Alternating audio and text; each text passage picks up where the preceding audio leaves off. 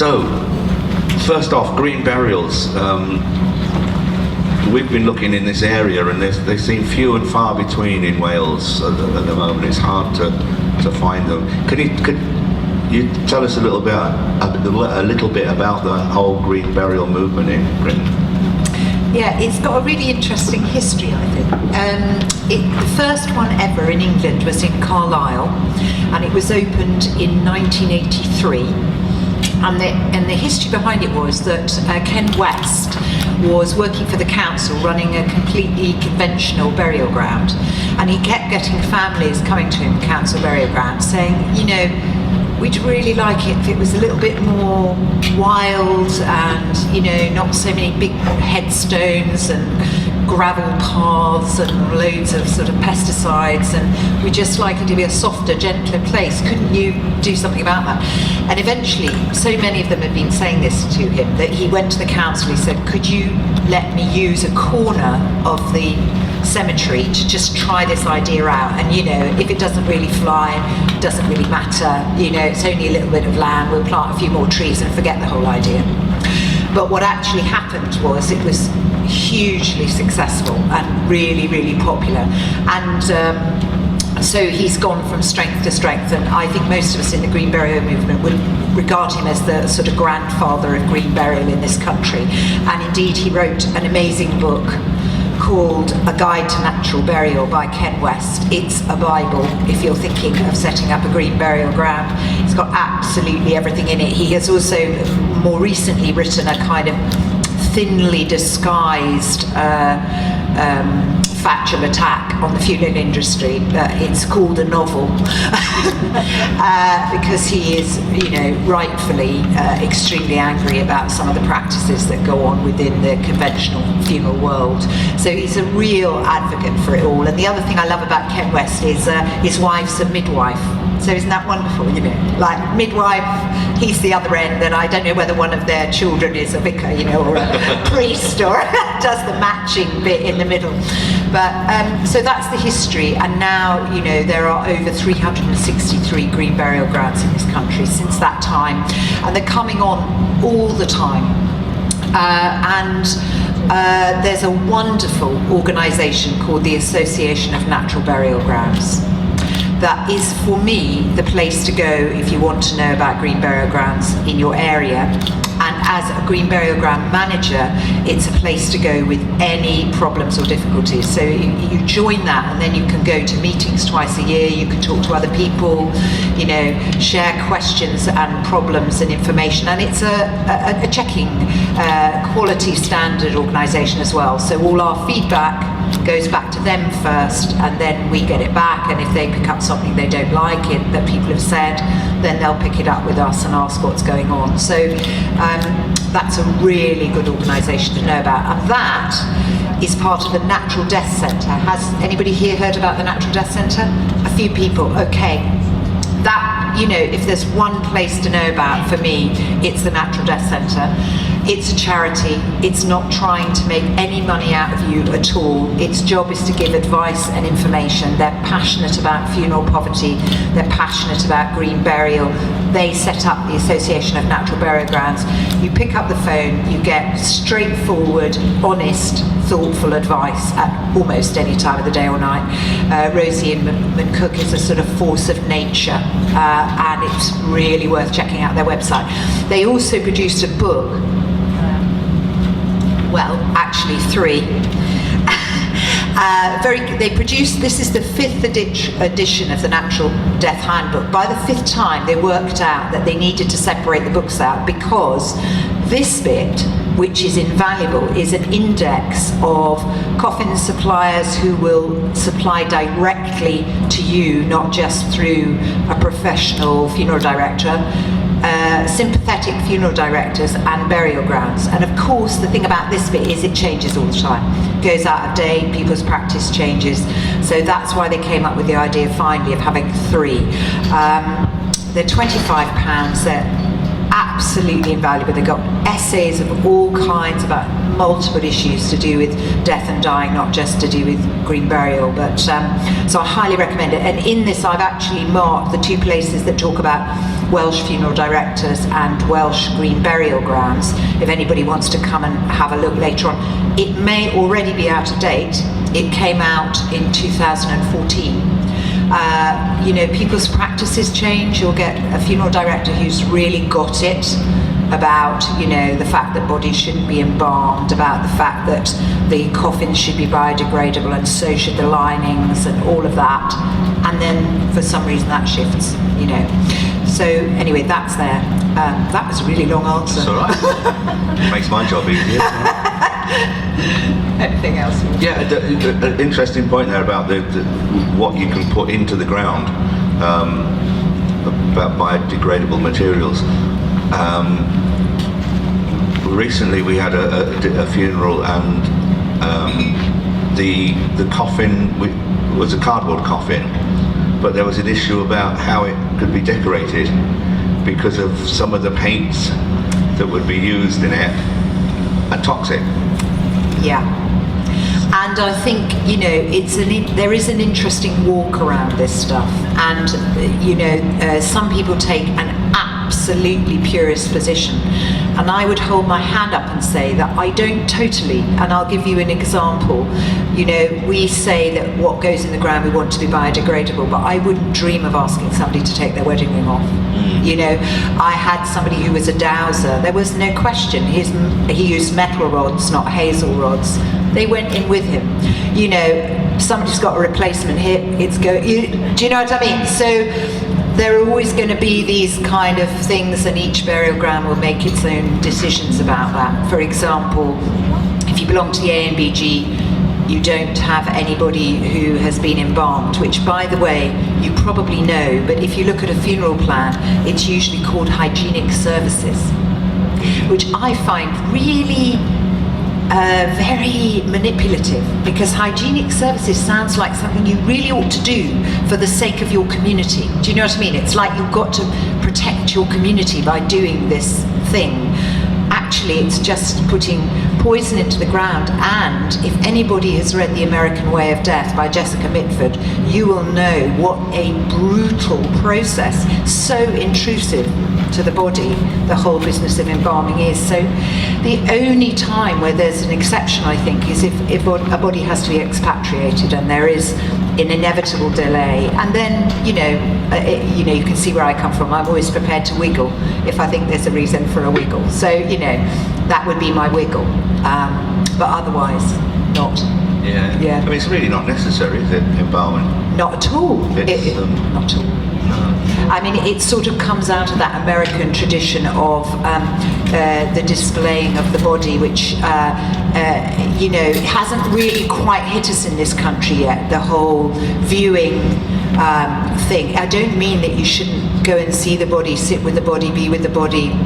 That's all really positive, but something about the sort of displaying side of it. I mean, there's even drive-through viewings now in the States. You can do a drive-through viewing past somebody in their coffin, and there's also kind of started a new trend in the South where people will be kind of sitting up with their nails coloured in their favourite baseball team colours, and for which, of course, you require to do all kinds of things to the body in order to get somebody in that position and keep them there, basically. Yeah. We had Don't do that. No, we had a recent sort of death. It was a Buddhist, and they have sort of rules about how long a body should be left there before it moved, and it was quite warm. But it was, we were able to get around it with lots of ice. One thing we did find that you don't want to do in that sort of situation was that they were coming in and doing their sort of Buddhist prayers and chanting, and in a room with quite a few people all breathing, creating warmth and burning candles, and it sort of, Kira was doing it and had to sort of say, look, you can't do this. You can't do this if you want the body to stay okay until the burial. Tell us a little bit about your own burial ground, how that came about. When I say your own burial ground, I mean... Well, it will be, but just not yet. Well, my partner's a farmer, and where we live, we're quite near Didcot Power Station, and at one stage Didcot Power Station said they would like to power one of their chimneys with biomass. So loads of farmers around us planted loads of willow, and then they changed their mind. So there was this field that had sort of come out of the farm and was just sitting there, and I by then had been a celebrant for some time, and I was kind of aware that you can create different types of funerals, and you can work with people really flexibly and well, but then you end up in either the crematorium or someone's burial ground, you know, and at that point you can't always continue in the way that you've been, or not so comfortably. And so I suggested we walk this way, and so that's what we did in 2000. Yeah, so it was what sort of regulations do you have to go through to? This is the amazing thing. You know, I think most people think there are loads of regulations, and there really, really aren't. What we had to do was we had to have the groundwater checked, because if you affect the groundwater, obviously it's a public health issue. So they come to your site, they dig 6-foot holes, which is actually not as deep as we bury. We don't bury that deep because you don't have to. But for their requirement, you dig 6 feet holes around the site, and then they come and peer into your hole. And if there's water in the hole, then you won't get permission. And that's fair enough. The other thing you have to do is you have to contact highways, because they have to know that there won't be, you know, big traffic backups and problems with car parking and with people coming and going, that it's not going to cause accident risk. So they come and check that. That's it. After that, all you have to do is you have to demonstrate that you're keeping a burial register, which is a legal requirement. And the other legal requirement is that when somebody dies and their death has been registered, the register office gives you a green form. I know some of you here will have been through this experience. You have a green form, and you then have to hand that on, either at the crematorium or to the burial ground. And it's a legal requirement on us to tear off the strip at the bottom of that form and send it back to the register office, which basically means they can see the loops being completed. They know somebody's died, and they know where they're being buried. So that's a requirement, and you have to do it within a certain length of time. And the only other thing you have to do is that when a body comes to the burial ground, it must have a name on the coffin, and you must check that name. I always think it's slightly artificial, because if they got the wrong lid, I wouldn't know that the right body was inside. But anyway, you know, that's what I have to do. And if it's in a shroud, then, you know, you just have to have a label on there somehow. Yeah. We had a tour of the crematorium. That's a weird thing, isn't it? Oh, let's go on a day tour. Have a look around the crematorium, and that was one of the impressive things there, because you hear all sorts of stories about what goes on in these places, you know, and it's all rubbish, all total rubbish. The checks in that crematorium were absolutely amazing. Every stage, it's a bit like sending a letter by registered post. Every time that coffin moved from one section person to another, it had to be signed for and a label put on it every time. So there was absolutely no chance of a mix-up, really. So that was quite interesting. How does it work in other countries? I think we're quite ahead of the game, actually, in terms of green burial. I think the UK is really leading off, more or less. There's some quite interesting things going on in the Netherlands. And in fact, there's a woman in the Netherlands who's set up a green burial ground. She comes to our meetings in the UK because there isn't a sort of forum out there for it, you know. So I think Europe's a little bit behind us in this one. Right. Yeah, and the States also, I don't think, I mean, it'd be interesting to know people who've been living there more recently, but I don't think it's massive there either. But I think it's going to come, I have absolutely no doubt it's going to come. And what's really exciting is that, you know, some people like us are farmers, but there are other things, like recently at a meeting, somebody came and he belongs to a sailing club. and they were all talking about, you know, how to keep the sailing club going and earn more income and all of that. And then they realised, you know, they've got a big body of water, but what's holding the water in? Well, it's a big circle of land. So they're going to make the land round the lake into a burial ground. And their members, you know, who've had some of their happiest times sailing around on that lake, probably will then end up buried around, you know. I love, you know, because one criticism that comes towards green burial grounds, and I can really understand it, is that it's using up good land, and you know, that the land needs to be held for food production. And you know, coming from a farming background, I completely hear that criticism. But, you know, for instance, the field we're using was a very low yield field. That's why we put it into the willow mats, and biomass rather. So that's why I think it was beneficial for us to go the way we have. And I think there are lots of really inventive and interesting things happening with the land that's being found and the use it's being put to. Sheep are grazing over the top of some burial grounds. There's a burial ground that's also an orchard. You know, so there are multiple ways that you can still be using the land well, I think. Yeah. If somebody wanted to be buried in their own garden? Absolutely. Yeah, up to 3 people can be buried. That's in my play. Okay. Pretend you haven't heard this. Right. three people can be buried in your garden. The things you need to know is that you have to check the water table, just like I described for the burial ground. You have to dig the same hole, have to peer in the hole. You have to put it with the deeds of the house, because you can't sell it without announcing the fact that this body is there and where it's located.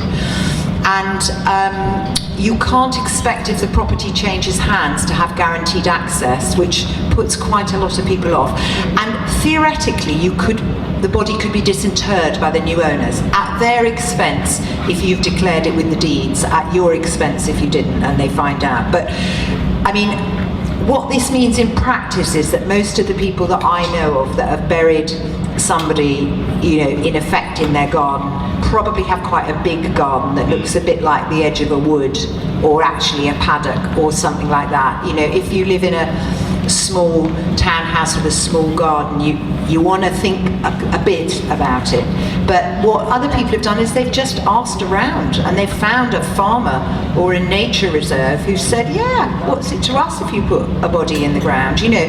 So the fact you might not live in a place where your garden will work doesn't necessarily mean you have to end up in a burial ground like mine. You know, there are ways around it. I suppose the window box is out of the question, isn't it? Ashes. Ashes, yeah. Okay. I'm asking all these questions. It might be that you've got questions out there that you'd like to ask, and that I'm not sort of covering. So if anyone has a question there, yes. Can I be put in my compost heap? Yeah, but as long as you dig down a suitable distance, like 4 feet, you know, yes, you can. If it's in the back of your garden and you do everything I've just said, no reason why not. There is also a composting funeral ground just outside of Totnes, Devon. Yeah, did you all hear that? There's a composting funeral ground outside Totnes and Devon. And there's also a special body seat you can be buried in that has mushroom spores embedded into it, and the mushroom spores feed on the body. So that's another way to be composted. Well, I don't know if it's the one in Totnes or not. It does have to be buried. The suit does have to be. You don't kind of just leave it lying around. In the area. I don't know if it's the one in Totnes or not. It's like a tower. That's up in Sharpen, which is also just outside. Right, where you, just as you, if you've got a compost bins in your garden and sort of you put things in and it just sort of drops down, it's sort of like a tower burial where you are turned into compost. And I think these ways we're going to need them, because even though I was saying about creative land use, there is an issue around land use, particularly if you live in a big urban area. So we really need these other methods to come on. Yeah. When we first started doing the elephant in the room, we started doing research on different types of disposal. An awful word, but what other word can you use? That's the official word, isn't it? Yeah. The disposal of remains. And it was amazing, some of the stuff that we came up with or found. Not all of them green, No. but some of them interesting. You probably all know about having ashes turned into diamonds and things like that. Be a blooming big diamond if you turned all your ashes in. The one that I liked actually was having your ashes in, put into a vinyl record, an LP. You can choose, apparently you can choose your own playlist of songs that go on it, and it was something like £3,000, and you had to have, it did so many albums. And one day, well, if you do that, one day you have to be aware that you're going to end up in an Oxfam shop. But lots of ideas there, yeah. Are you allowed to be buried at sea? Is it like the Viking thing? Shove me in a boat, set fire to it, and off I go into the sunset? No, Not allowed. not set fire to and off into the sunset. And actually, funnily enough, that is the one area of burial that's slightly more regulated in this country. There are only 2 places from which you can have burial at sea.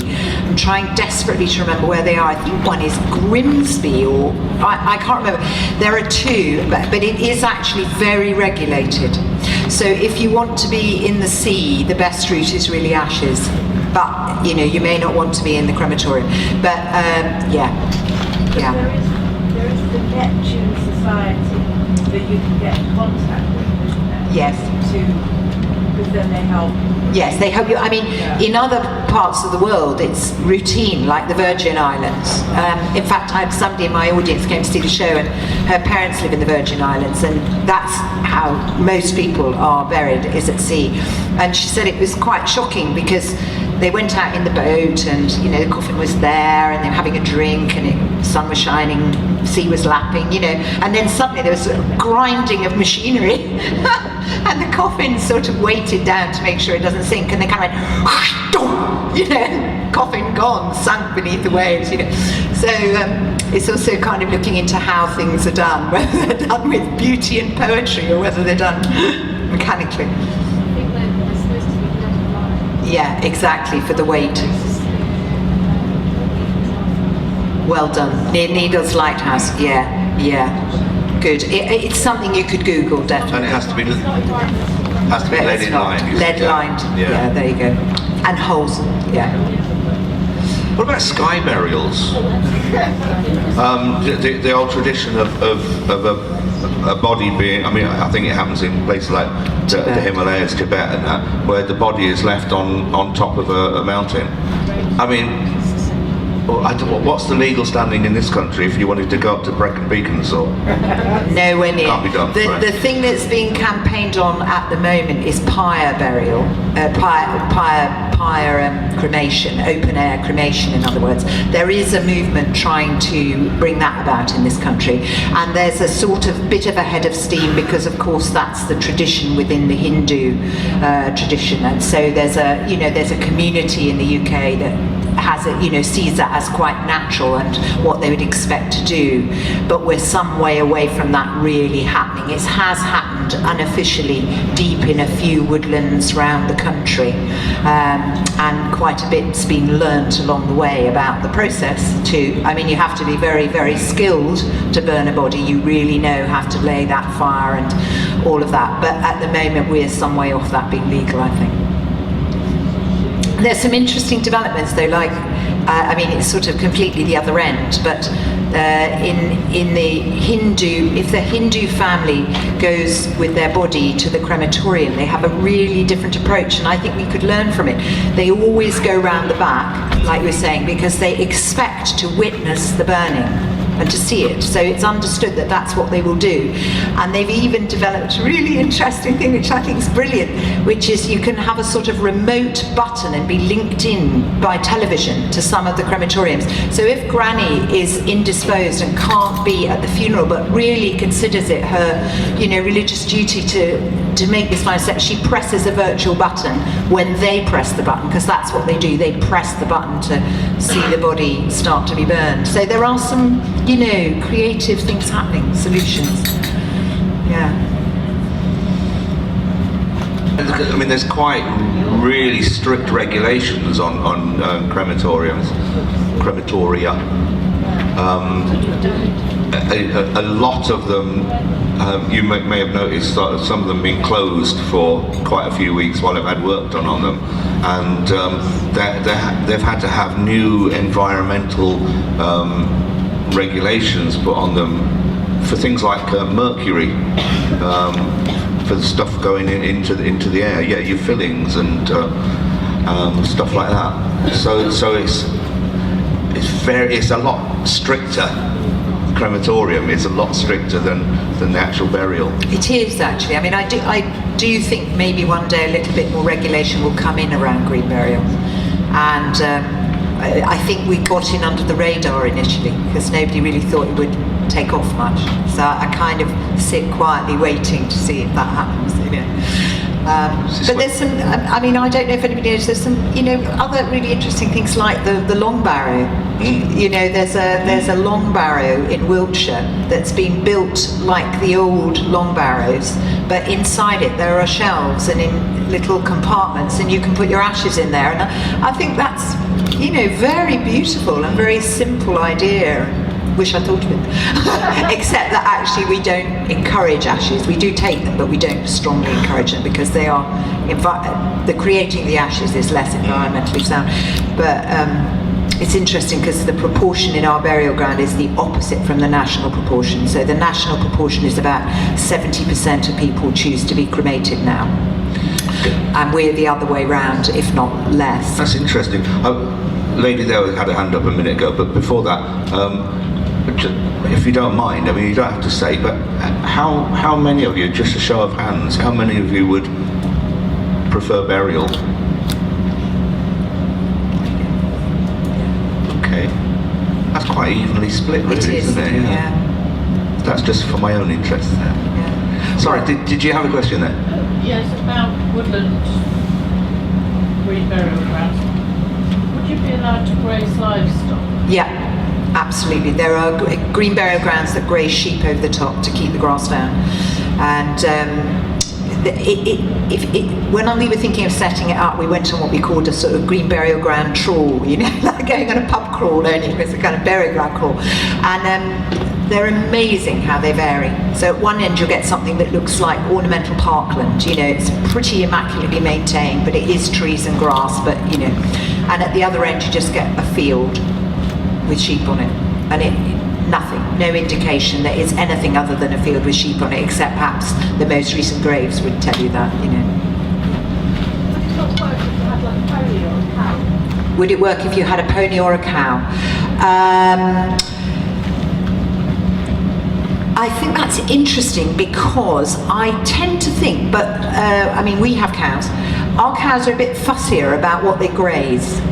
I think that's why it tends to be sheep, because they're prepared to graze on more rough land, or you'd have to maintain the pasture to a better quality, because horses and cows, I think, tend to like a kind of purer grass quality, whereas what we've got is a kind of scrubby, mixed, wildflower mix, long grasses. It's not a green field, if you know what I mean. It's a sort of tawny field.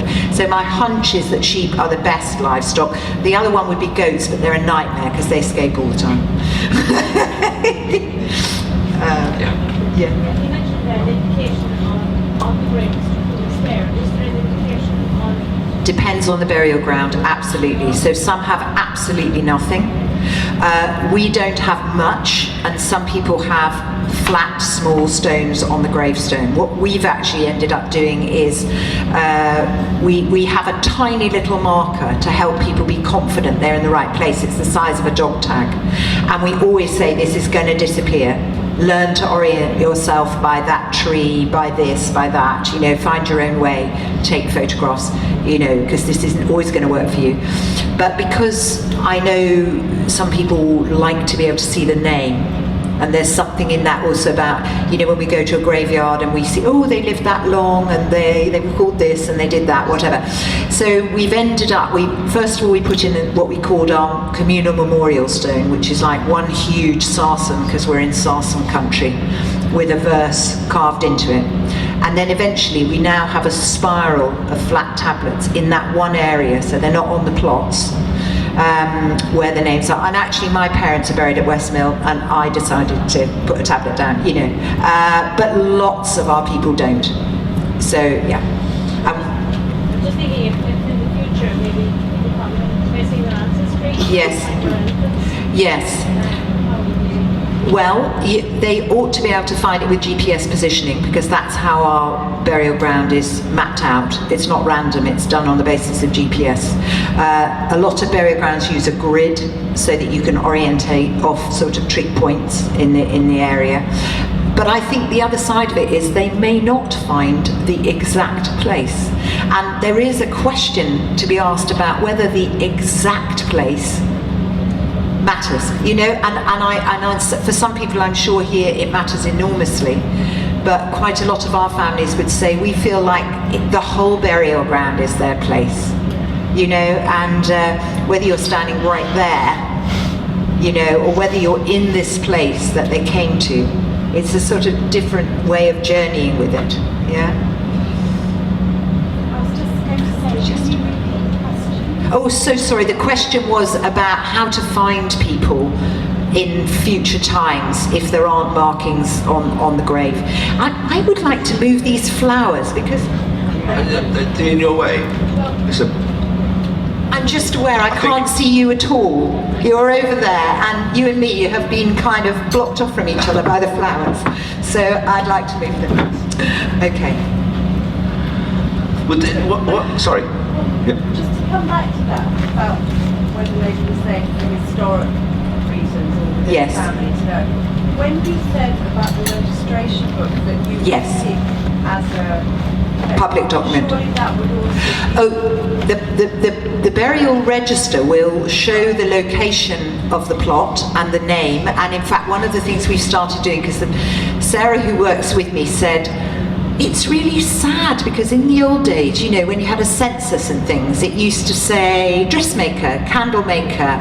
You used to learn a bit about the person. So we now, on our form, we encourage people to consider writing something that we add into the burial register. So we're starting to get in our burial register, you know, whatever it is. You know, sometimes they write nothing, sometimes they write one word. One family wrote, I mean, they rammed it into the tiny little box, you know.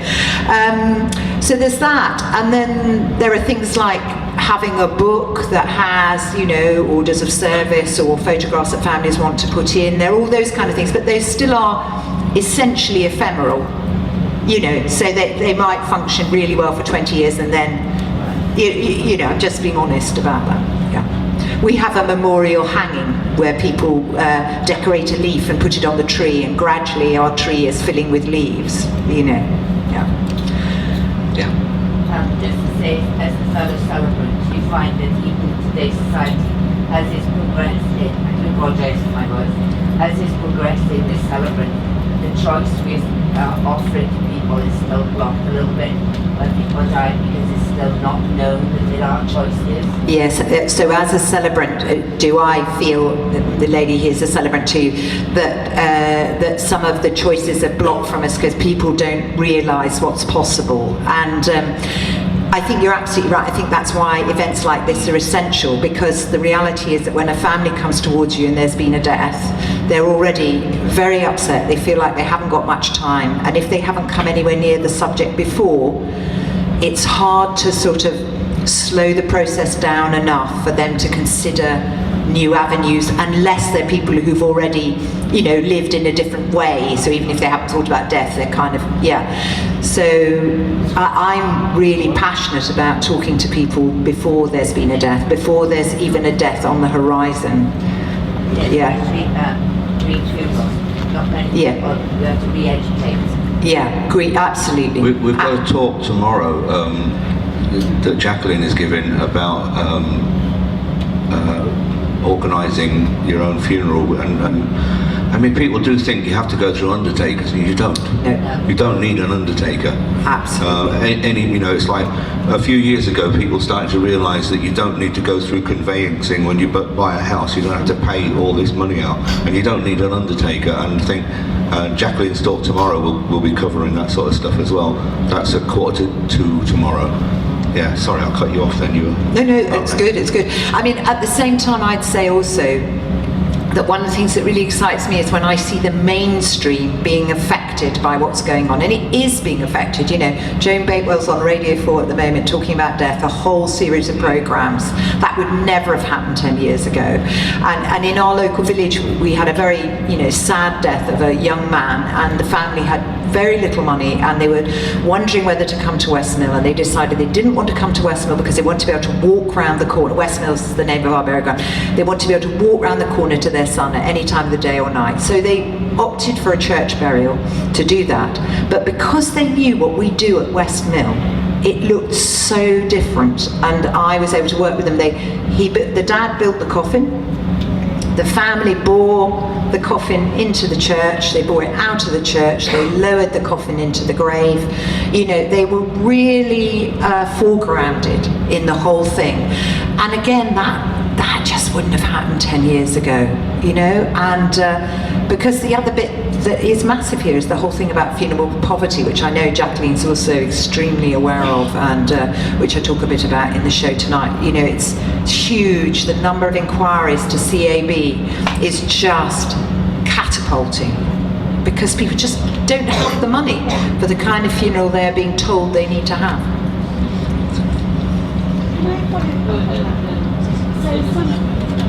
Can you hear me? Keep going, and I'll speak it back.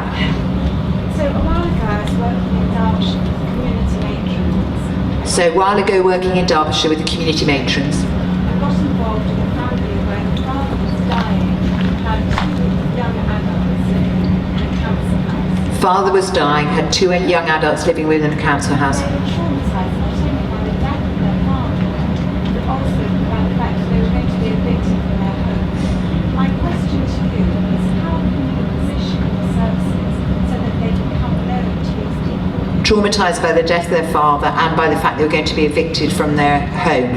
So how can you position yourself so these services are available to people? Well, I mean, what I would say is there is a lot of attempt to get publicity around this stuff. The Natural Death Centre is one place where a lot is going on around funeral poverty. Another place is the Quaker Initiative, which began with something called Down to Earth, which was a really brilliant initiative working with funeral directors in the East End of London and with families, basically advocacy for the families to get those prices down, to arrive at what the family considered to be a dignified funeral, because that's part of the issue sometimes, is that, you know, it's all very well for us kind of hippies to be happy with something, but it's not what everybody thinks is right or dignified, or, you know, you've got to work with that too.